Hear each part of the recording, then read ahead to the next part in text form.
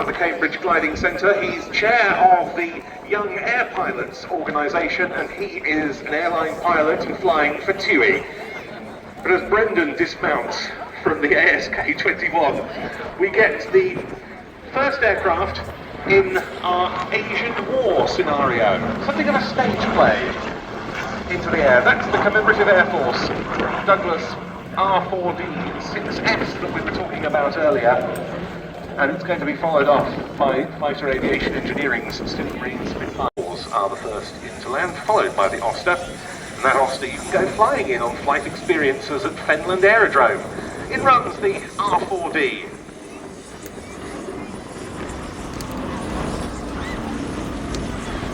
Two L4s into land, provided by their owners Tom Harris and Ben Portus, followed by the Oster. The US Navy knew how good the range of Douglas twin-engine transports was. They'd operated the earlier DC-2, and the first DC-3 derivatives were ordered in September 1940. They were called the R4D. The first of them arrived in February of 42.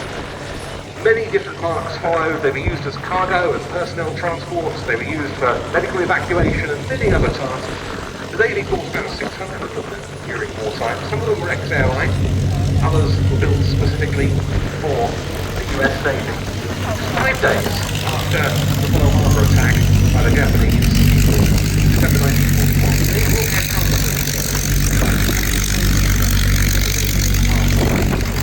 notably helped service Stipulation Island, flying to and from the Alaskan mainland after extreme weather conditions, helping hasten the retaking of those territories.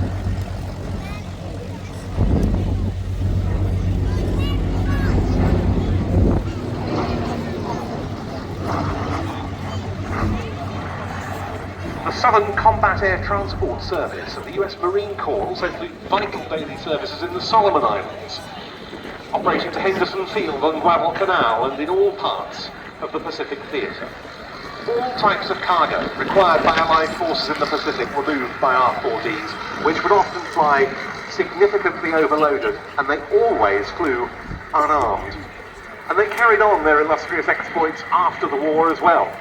R4Ds supported the US Navy's Operation High Jump in 1946-47, the largest Antarctic expedition ever mounted at that time. They were equipped with ski undercarriages, but they also flew off an aircraft carrier, the USS Philippine Sea, with jet-assisted takeoff equipment.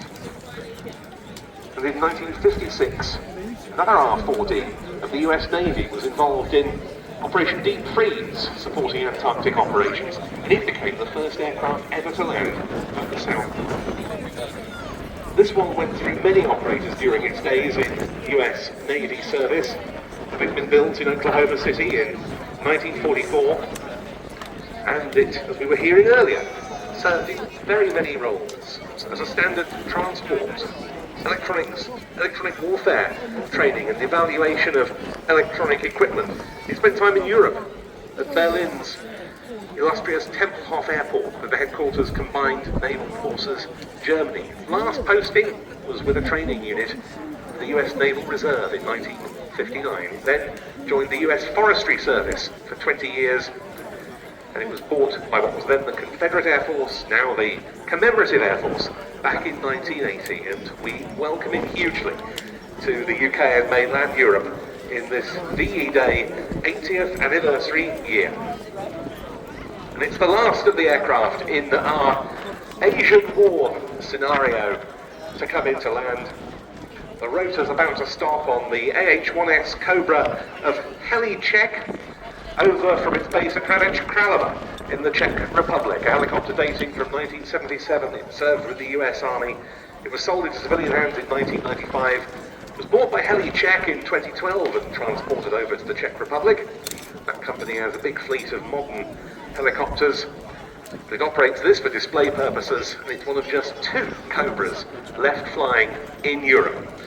And our thanks to all the pilots who flew in that very intricate Asian War scenario In the two L4s we had Phil Hardesty and Tom Turner. It was Phil who put it all together. The Oster was flown for us by Dave Petters, the Bird Dog by Mac Pettit, the R4D by Kurt Lewis, the Spitfire by Stu Goldspink, and the Cobra by Jan Podolski. A huge thank you to all of them.